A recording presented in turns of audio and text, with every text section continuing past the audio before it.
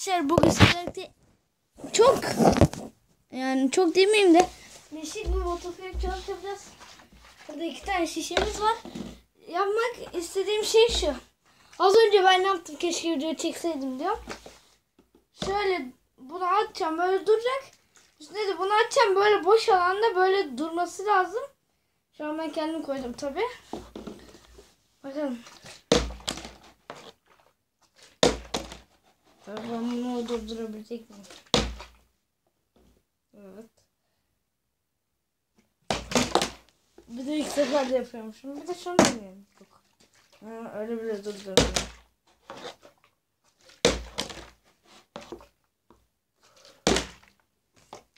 Bakın.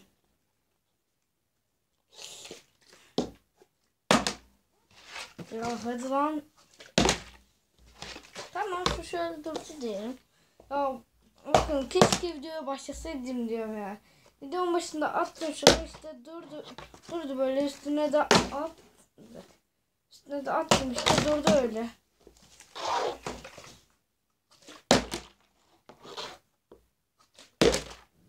Arkadaşlar bir dakika, ben başka bir yerde deneyeceğim. Arkadaşlar şimdi geldim. Şişe. Burada peçete var.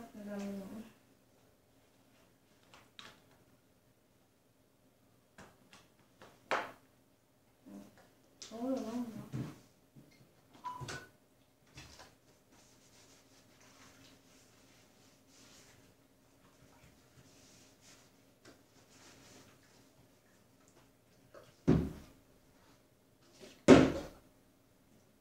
Burada durursa hep sana olur. Gördünüz mü? Nasıl işte?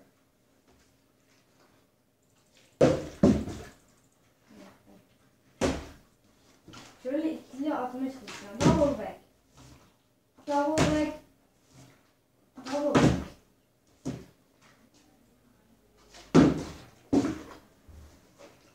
Valla. Zaten bu benim için artık kolaylaştı.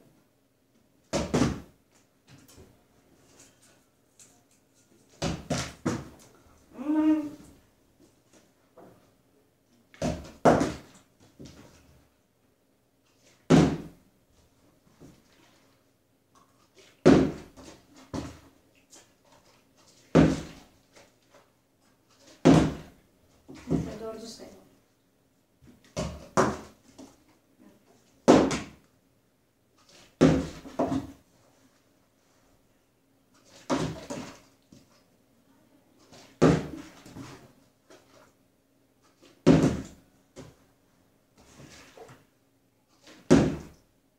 Tamam.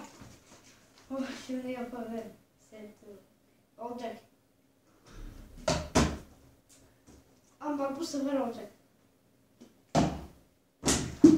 Olacak dedim, olmadı. Olmadı yani.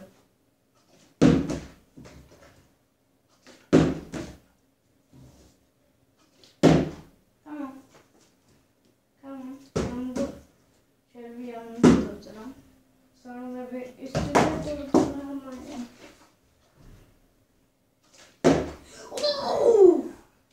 Nasıl hareket yaptım? Şu nedir ya? Bir daha yap. Ama durdu yani öyle.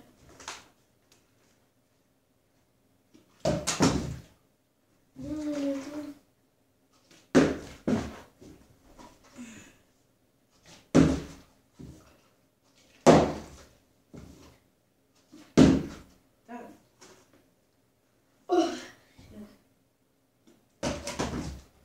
Oh! Ne yaptın? Bunu yıkamadım. Şöyle bir arkasını tutacağım.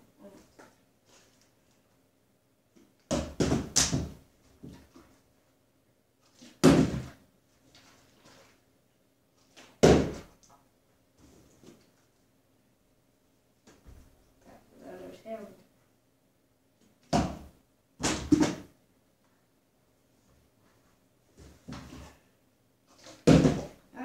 Neler kaçırıyoruz ya. Ama bu videoda kesinlikle yapacağım.